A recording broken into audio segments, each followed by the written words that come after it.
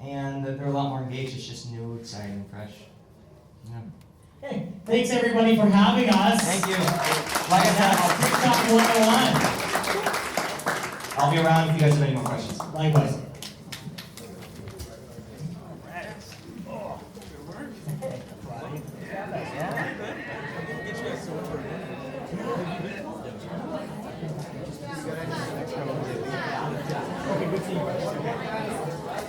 All right, everybody, one more panel. We're going to end tonight with a bang.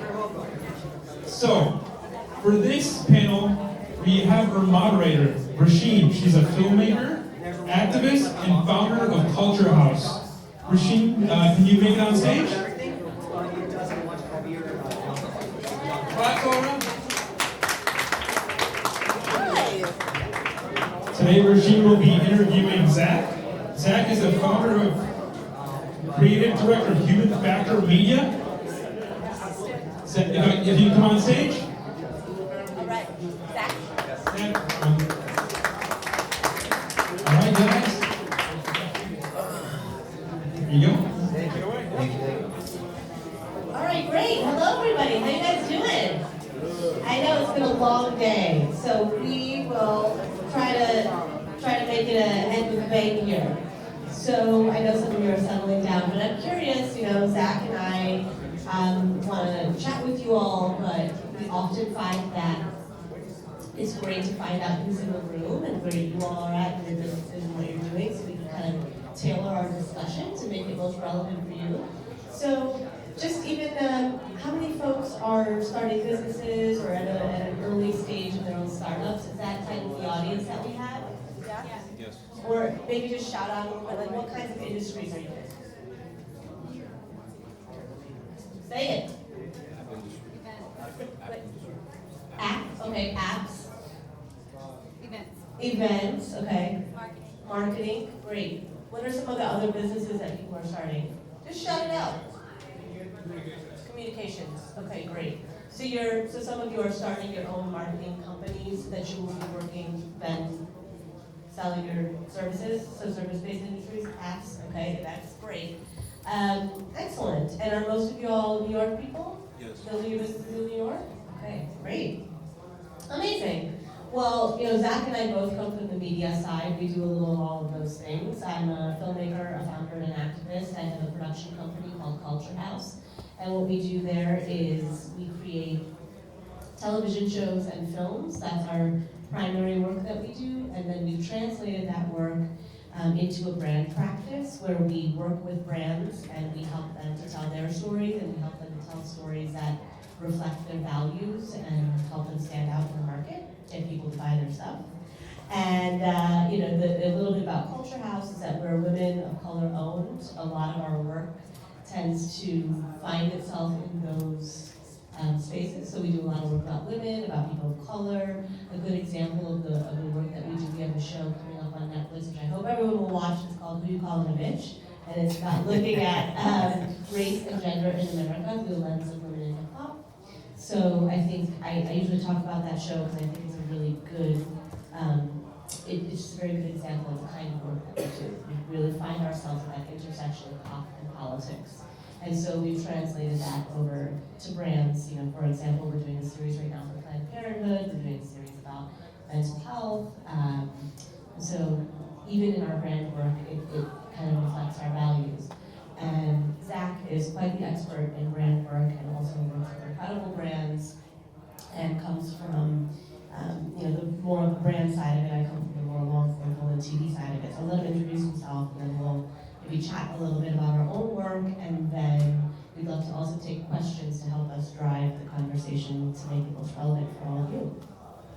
Yeah, that's definitely true. I think we're I think there's a lot of overlap in what we're doing, but I think that you're right. We do tend to focus on the short form stuff, the short films for brands is basically how I put it. And people, when they hear that, they think of commercials. And I think that that's the key distinction that we're trying to change, which is we all kind of have, especially everyone seems like kind of, roughly the same 10-year age group in here, more or less, but it's like we all have a commercial hangover from the way we grew up, which is all we see from brands is self-interested sales video content.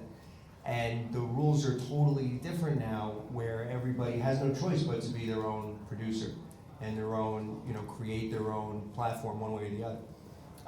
So I think we try to come at it from a place of actually to actually tell a story. Don't just create a commercial and put it on social media. Social media is a place where commercials are vilified. They're not only ignored, they're hated. So annoying, so annoying. So we get, we try to kind of take our clients through that, and we try to get clients who are specifically interested in doing something other than that. So that's a brief intro, and then, Yeah. That's great, and maybe we can show Zach's video to tell you a little bit more about his company, see what kind of work that he does. I can tell you that this is basically, we're trying to make the distinction between what brands tend to do and what people on the other end actually watch. Okay. You know what I don't like? The way most wireless companies charge so much.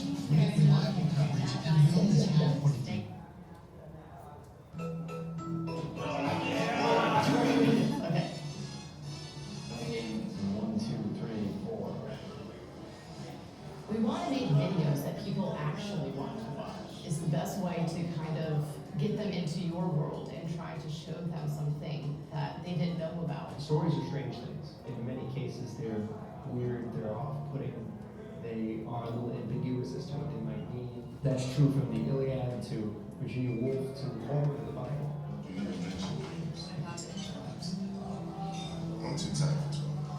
Stories reveal truths that rational arguments can't quite capture. Emotionally, they're already in it, and then they figure out what your brand is.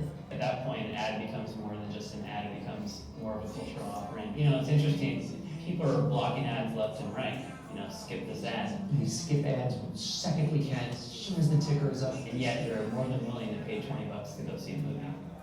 Soap operas were literally invented by soap companies to sell soap.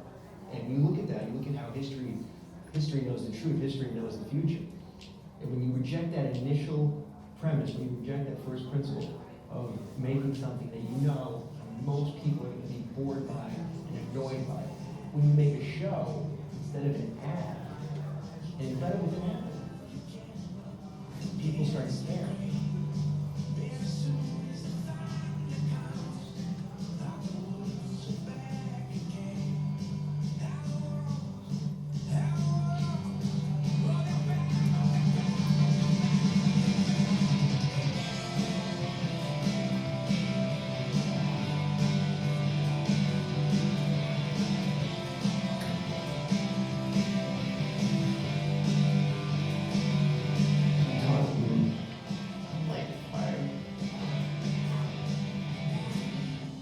Don't just sell a product.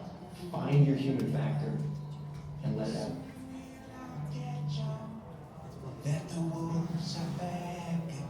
All right.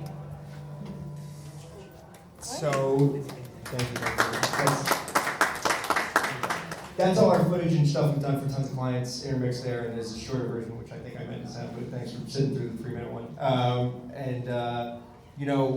That's it. That's the idea. Is we're trying to get them to do stuff that, people, if they're scrolling on a newsfeed, you might actually have a shot at getting them to start a conversation with you. And that's the premise. Great, no, and I think, and that's a really interesting distinction, one of the things that we talk a lot about with our clients, and we have clients that come to us and say, hey, we want to make a series or stories about a set of values. So currently we're doing a series for Hewlett Packard, which is a tech company, computers, and I should be able to describe it better than computers. So we're doing a series for them about innovation, so tech and innovation, and they don't want it to be sort of selling Hewlett Packard products, but it's more like we're doing a series of profiles about women in Silicon Valley, so, and then at the end it'll just say sponsored by Hewlett Packard. Now, a lot of people come to us and they say they want to do that, but then when it comes down to actually working with a client, they say, oh, can we say the name of our computer a couple times, or can we do this, can we do that? And as Zach, you said wisely, I think people really see through that. pretty quickly, and then it starts to feel inauthentic. Like the moment I think people feel like you're overselling them, you're disengaged from the story, from what's happening. So that's, for me at least, one of the learnings that I've seen change dramatically over the last 5 to 7 years in industries, like how brands are understanding how to communicate about themselves. There's always going to be the Super Bowl commercials, and the commercials, that's fine, but when you're talking about social content or short form content, digital series, the more and more and more it can be story, character, and emotionally driven, it feels like that's what's actually seeing success. Would you agree? Yeah, absolutely. I agree. That's the conversation we have every day. Is okay, we're going to tell a story, but when is the joke up? When do we get to do our 30 seconds on what the product is and what the story is? So I totally agree with that. It sounds really good, cool for HP. HP's great at it, by the way. They do all kinds of interesting stuff. Like they had Christian Slater being in a web series about their new their new thing, about their new security system. Anyway, but I think that's totally right. And the line between sponsor and producer is getting thinner and thinner. It used to be you would sponsor, like they still do this obviously all the time. You sponsor a big event and hope. I don't know how that makes someone buy more of your products. If like BMW, this episode was brought to you by BMW. I don't know. It's just a name recognition thing. It just puts it in their head. Right, but your thing, if you're doing the HP, that's they're the actual, it's their platform, but they're using it so it's necessarily entwined with their company. Yeah. And we've seen a lot of success with that kind of work, but it's really interesting. So those of you that are going to marketing comms, I feel like these are going to be some of the questions and things that are going to be coming up with your own clients and sort of figuring out how to help them navigate that and stay away from what I think are the worst instincts, which is to oversell, right? So in brief, I know we have a lot of entrepreneurs in the audience, so maybe we can just do a super quick, Zach, if you want to tell us a little bit about your story of how you built your business. And I know it's a big question, but some of the things that you feel like could be great takeaways for folks who are currently in the trenches of building their businesses. Yeah, I want to just be helpful. I don't want to talk about myself. I don't have. Is anybody running ads for themselves? Anybody running their own marketing right now? Good amount. So it's I guess we try to when you're starting a company, for us our company's still I think youngish coming up, and we work with a lot of other young companies, and you have to get attention when you have none. So a couple of very practical things that we use and that we use for our clients are the idea of predictable content series. Series, so much power in series. If people start to realize that every multiple days a week they're going to see a certain type of video from your platform or a certain type of post from your platform, that can become something they can socialize into their newsfeed. And that's kind of how we tell our friends about stuff too. You see, these guys once a week they'll put out, the 5 perfect places for a date night in New York, whatever the thing is. But that's a really tried and true way to start growing a following pretty quickly from zero. And paid is obviously super important, but a lot of times I think that because we feel like we only have 1 or 2 shots, we have to say the whole thing right away in a very short burst. And I think it's much better the way that we're talking about is to kind of invite people into your story and begin to have a community of people that you can then down the line say, by the way, we sell something. And that's a tough one. It's like, when do you start running paid ads and start putting money into it? Because and what is that ad? And how do you make those decisions? What do you advise your clients? It's totally different for everybody, but basically we say if you're spending money, promote your most interesting stuff, promote your entertaining stuff first. Don't that's a great way to start. And here's super practical way that we've gotten a couple of clients really good results. Is create a bank of content that you spend nothing on. Just create the content. Leave it's going to get 2-3 views. Doesn't matter. It's embarrassing. Your friends will notice. You can't do anything about that. But it's once you get through that first hurdle, once that whole bank is there, a month in, 2 months in, you really feel good about the well of content being quality. Then you can start to $5 promotions, $10 promotions, and sort of start to test what you've made And when people discover you, they discover not only the thing that made them, interested in you, but also the well of stuff underneath that that you spent the time kind of firming up. And so that's been a really helpful solution for us. And again, serious predictability and a lot of testing, endless testing. Yeah. And then, I'm curious to hear from folks questions about things that you might be struggling with or questions that you might have. Yeah, okay, so I have a question for you. So, in the beginning, did you engage in more like direct marketing? Like, for example, like did you have people go like business to business or like door to door, like telling? For our company? Yeah.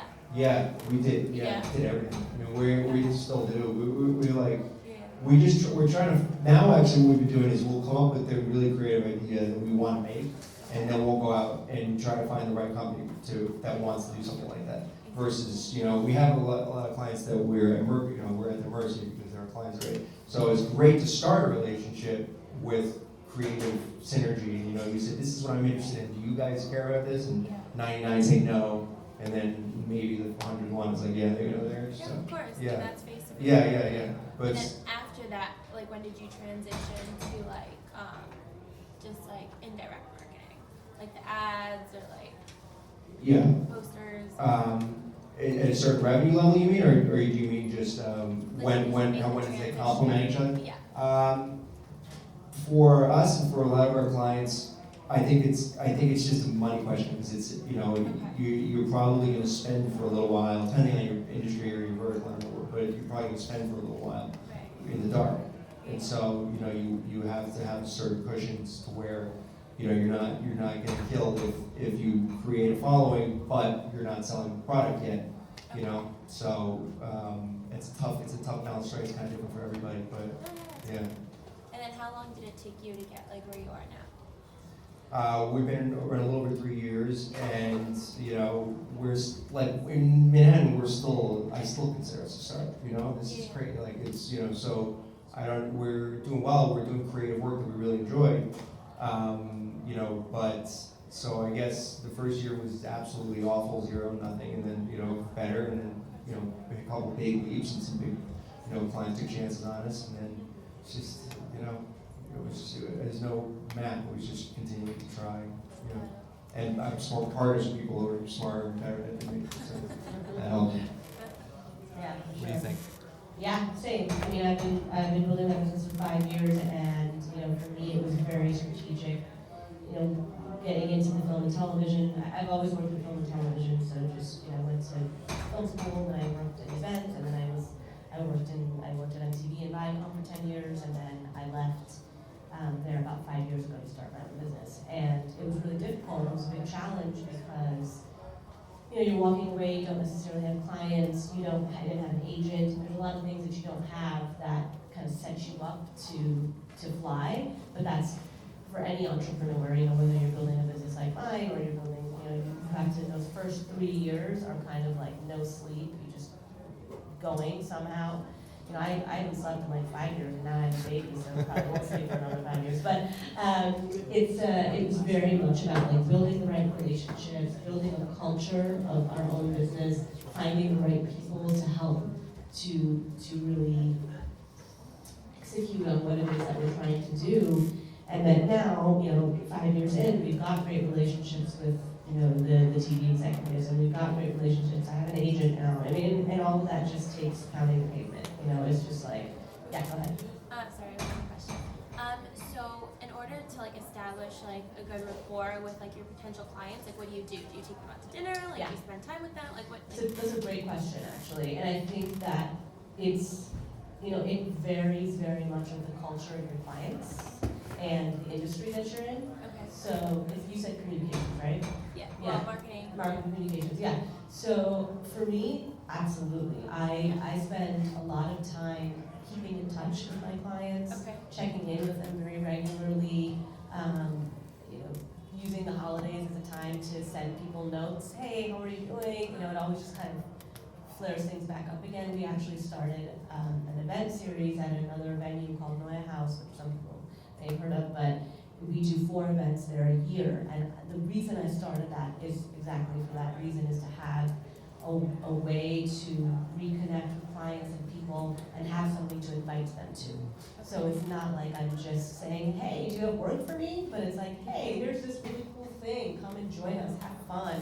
And, it's worked. We were having those events, and somebody from Planned Parenthood showed up at one of the events through a friend, and now we've made, we've done 3 films with them this year.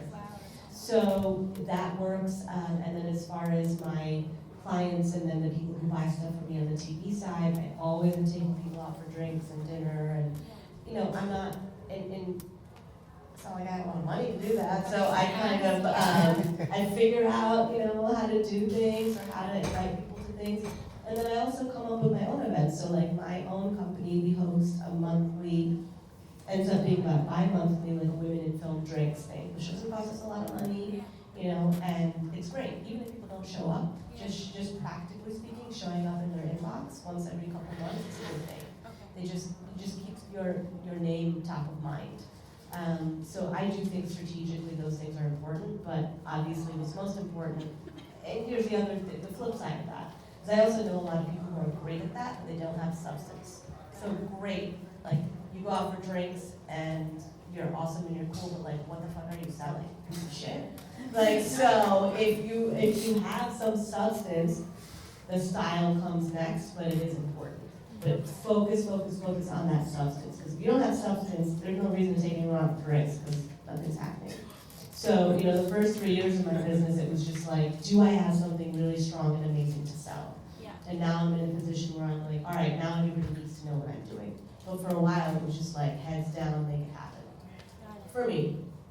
Did you set aside a certain amount of money, Yeah. in your budget, I to do. take clients out? Okay. Absolutely. Okay. I do that every year, and it's usually a small budget, but hopefully it'll be bigger as we grow, and I absolutely do. Yeah, and I send people gifts when I can. Key people. How can you talk about how the creative ways sometimes you can go about getting an event funded? Because I know you do this, right? If you have brands that are interested and there's a core offering that's really exciting and you produce it, right? Yeah, and I think, so there's a couple things. There's the way that we do our own events to tell our story and to invite people to things. We have partnered with kind of cultural hubs or spaces where it's like, hey, do you want to do an event that's featuring young people of color, women? It's going to be comedians, and it's going to be fun and amazing. And usually those venues are like, yeah, we want that event. So you could find a way to make it a win-win, or as my friend Steve says, win-win-win, and that's really important, right? Because then it's something that's working for the venue, it's working for you, it's something you can invite people to, and it's good, smart sponsorship. And then eventually, if you do it well, you can turn it into a product, right? And say like, hey, this is something that I can put on for you guys, Marriott, and I can do it in it's just something that popped in my head, because it's something that we're doing right now, where we're pitching Marriott and saying, hey, we can host these events at some of your more marquee hotels, and that kind of thing, and then it becomes a product as well. That was, Okay. I was just gonna ask if you would consider bringing sponsors to cover your costs. Yes, well, that's what I'm saying. So in this case, we're doing that, the venue's covering the cost, but absolutely finding sponsors, whether it's, sometimes liquor sponsors will do things like that, or other Different kinds of brands. food and beverages, or brands, that feel like that's the right audience for who we want to reach. that was such a crazy insight to me, which maybe a lot of people knew this, right? But if you get other people to pay for stuff, that's fun and rewarding for you. I had no idea about that. But it was, we have really exciting ideas sometimes, and brands are interested, but they don't have quite enough money, so what if the guy's wearing a watch? We get a watch company to come and pay, and we're doing stuff like that now, so it's crazy that if you start to think that way, how many doors will open. Sorry. Think Okay. strategically, yeah. Yeah. So what percent of your time would you say you spend on business development, getting new clients versus doing the actual work and the creative? And then I guess what's the best way to get new clients if you're just starting out? That's a really, really good multi-layered question. How much time do you have to get alcohol? I would say for me, very briefly, and I'm sure Zach has his own experience with this, is that for me, business development and actual maintenance production work very much hand in hand. The business development typically it's expensive, right? Especially on the kind of work that we do, because we're out pitching clients and we're paying for those pitches out of our pocket. Nobody's paying us to pitch them. So it's being really strategic about creating simple as like creating templates that you can keep using again and again so that you're not building your pitch from scratch every time and spending as much time, whether that's for a pitch deck, whether that's for like a sizzle reel, whether that's for, you know, what you're offering people, like really honing your product so that your development and business development process becomes more and more efficient as you go. Obviously, it's going to be bespoke and customized and tailored to your client. And then the maintenance and production side of it is like I said, if you sell it, you better make it great, but you're not going to sell it again. So I think it's really just, it depends on where you're at with your business. In my first year, I was doing everything. So I was selling it and then I was making it. So I was doing everything all at once, and it was exhausting, but possible, but you can only have so much capacity. And once we reached a certain point, I was able to hire producers and people who are like, okay, I'm selling it, I'm there, I'm making the vision, you guys make it, so that those things can then happen at the same time and be ongoing. But that's, every business has to grapple with that. It's like, how much money can I spend on customer and client acquisition, and then how much of it is on actually maintaining production. Every business is so different. And finding clients, Zach should probably speak to that, especially on the brand side, it's tough. Obviously, it depends on your business, but. I have the same answer as you. I mean, I couldn't have said better than that. That's exactly what we've faced too. We're just now getting, I still spend a ton of my time in business development. My background is creative in writing. I love the concept of the video and the new ideas and stuff, but you have to, because then no one's going to do it for you. It's not going to start. And we have biz dev guys and connections and stuff, but it's not as effective, I find. And how do you get your clients? Like, how do you? Never the same place. I mean, I guess that's not true. I mean, a lot of it is just creative synergy, right? If we know where they are, like, what are our ideal clients doing? We make lists of this stuff. You know, what are they doing right now? You know, a lot of them are, you know, part of this network because they're looking for chances. We always say like that our ideal person to talk to is someone in the marketing department who's sitting in their boardroom and they're like so mad that they're doing the same thing over and over again, but they can't say anything because the culture is not, you know, we want to find that person who really wants to do something different. So how do we get clients? We start with the ideas, we lead with the ideas, because digital agency it's like opening a restaurant in New York, you know, so we lead with the ideas. If people like the ideas, great. So that particular person that you're trying to influence, is that the executive or the actual practitioner doing in the trenches doing the work? Or will talk to us, really. I mean, whoever will start, and then we get the whole room, and then bring it in. You know, just start a conversation. What kind of business are you? Yeah. Well, I'm looking for a new job in marketing actually, and Okay. I worked in MedTech startup briefly. I had a sales background. I have a business blog that I've scaled up, and I cover events as press. So Okay. my goal is to find a new marketing role, whether it be in product, content, or digital, where I could apply that sales background, but in marketing, not sales, not going door to door and doing the Right. business development. Right. Yeah, well, you know, marketing it's just about having your ears and eyes open, and to Zach's point, like giving people ideas, adding value for people, and that's why they're gonna wanna talk with you, not necessarily, you know, hounding them for business. But is there a certain ideal client that you're going after? Or I know you mentioned you with Packer, but is there a certain type like B2B, B2C, the size, or?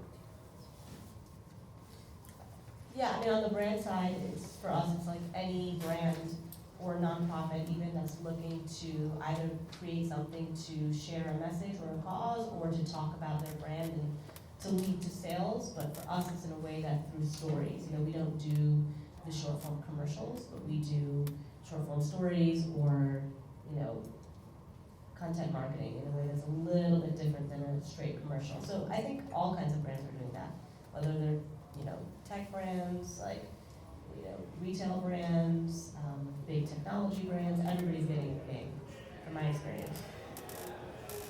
Yeah, Anisha? All right. Yeah, actually, I really enjoyed the ads or slash commercials that you displayed, Zach. So the question I had was, a lot of those ads were very storytelling based. They're not like clickbait or very conversion based.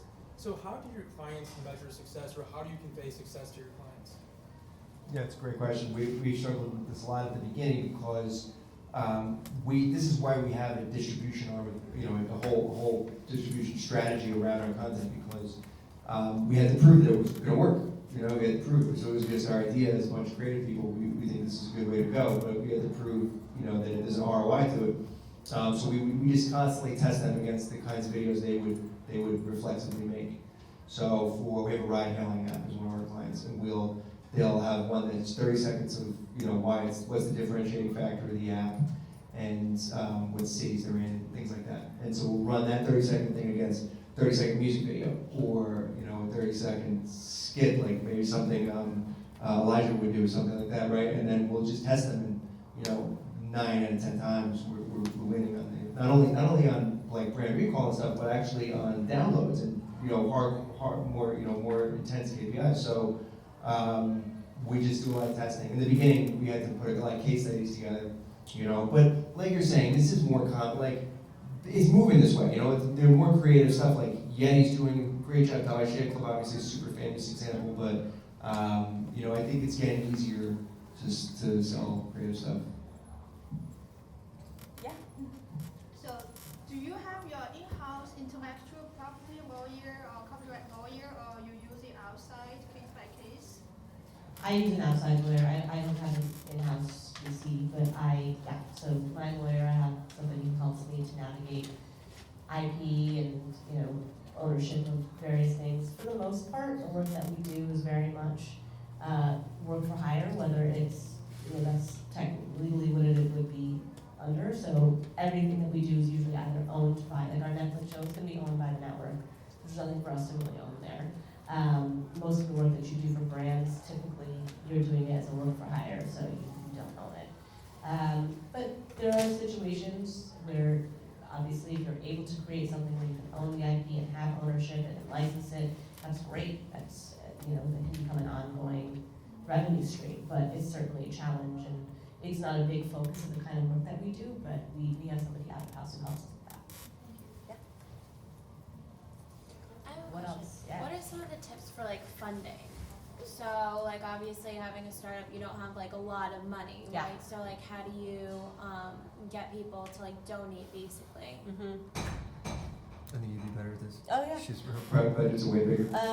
Well, I think it depends on, look, there's so many ways to answer that question. Are you somebody who's raising a round of money? Are you looking for investors? Are you looking for maybe a friends and family type of round? Or I wouldn't really ask my friends and family. I would probably just go kind of cold calling in a way. Okay. Go to people who I've never really met before, pitch my idea. And then, Got it. So to invest in the company. Yeah. I think what's most important there then is really building your startup deck, which there's a whole bunch of great resources online that you can look at that will give you these are the 10 points that you really want to hit in your investor deck. Okay. So you want to talk about what is your business, your passion point, how are you going to, what is your revenue stream, what's your business model, how are you going to make money, Okay. what is your target market, how many people could possibly be buying this, and give some comps. Here's other companies that are sort of doing what we're doing, here's what they're making. Off the top of my head, but there are people and this is what they do. So if you do a little research online, there's so many good resources. So I would say that your first line of attack is to come up with that really nice strong deck, and then obviously have a really great pitch, which is have your 1-minute elevator pitch, have your sort of 3-minute pitch, so that people will there's a reason to invest in you. And the other thing I say to everybody, this is not just relevant to this audience, but in a different way relevant is how do you choose people that you're going to hire? And a lot of the same questions that I would say, the way that clients think about us or the way investors, I say that in today's sort of landscape, my experience has been truly really leaning into a niche and being less and less of a generalist and more of a specialist has been very successful for me. So that's, I wouldn't say that maybe that's not right for everybody, but I can say that for me, when I go out and I say, I'm a woman caller, I'm a young person, I really understand this market, and these are the group of people that work at my company, and we understand that content supply chain, so if you don't want to make mistakes like Pepsi, then call us, so that really works, and so we may not be the people that Cadillac calls to make a commercial, but Dove and Vaseline and Planned Parenthood and Tresemme, they call us. us, right? So because we found our niche and we know what it is that we're good at. So I would say like really, whatever it is in your investment, what are you really good at and you personally, like what is your authentic lived experience that you can bring to the table that no one else can say, hey, this is what I'm great at. I think for me, I look for that all the time, whether it's people that I'm hiring, people that I'm collaborating with, so I would recommend that. Okay, thank you. Great. Any other questions? Zach, anything you want to add? No, this is awesome. I just think that, did you want to queue up your thing? No. No, okay. Yeah. So I think that the way it's going, it just, I agree with totally niche down and you know, I think that it's, I think that, you know, there's two people that are having two different reactions to the proliferation of all this new media stuff. Some people think it's like the end of taste and the end of culture and then there's no more gatekeepers and it's terrible. And other people think it's amazing and there's no more gatekeepers, it's unbelievable. Democratized. Democratized but there's also, there's obviously good and bad things going on, but you know, it is an empowering thing, obviously, and also, I just think that the noise level is insane. That's how we have to operate all the time. The noise level is insane. There's so much stuff all the time. And now at the end of interviews, it's so weird. You notice this at the end of interviews all the time, they say, how do we find you? That's like, how do we find you? So it's like, the conceit is that everyone's invisible now. Yeah. And so that's the starting premise. It's a depressing one, Yeah. but if we start from there, it's like, wow, we only have, let me say something true at least, you know? Yeah, That's it. absolutely. Yep. Absolutely. Thank you, Zach. Thanks for joining. Thank Yeah. you. I have a final question. Oh, we have a couple more minutes, I guess. Go Okay, ahead. great. How can we reach you guys? Email? Oh, right, all that, to Zach's point, yeah. Well, Zach, where? HumanFactorMedia.co. Actually, we'll be launching a website in like 3 days, so wait 3 days. And that's it. We have a web series and a podcast coming out called Why Aren't You Famous?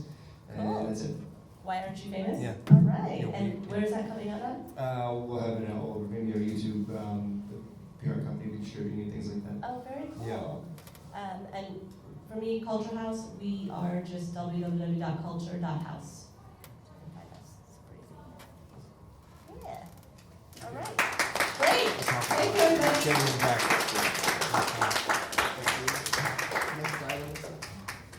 So that's a wrap. Great, yeah, thank you. Thanks, buddy. Thank you so much. So guys, we made it. That was all day. So thank you to everyone who came out in the morning, stuck around the whole day, and hopefully you guys learned a lot. We really appreciate your support, and we plan on being here monthly. So if you enjoyed the event, seriously follow us at Stack and Grow 4. Hit my personal Instagram, and I can connect you guys to whoever. But I'm excited to share. We're gonna keep this going for those who want to meet more people. We have a happy hour right here at the Liberty, 29 West 35th Street, where everyone will be there. And there will be awesome food and drinks that you guys can enjoy. So with that being said, thank you so much, and I hope you guys had a good time. So you said it's gonna be a monthly thing?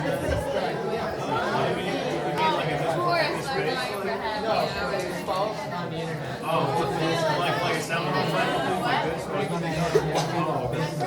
this?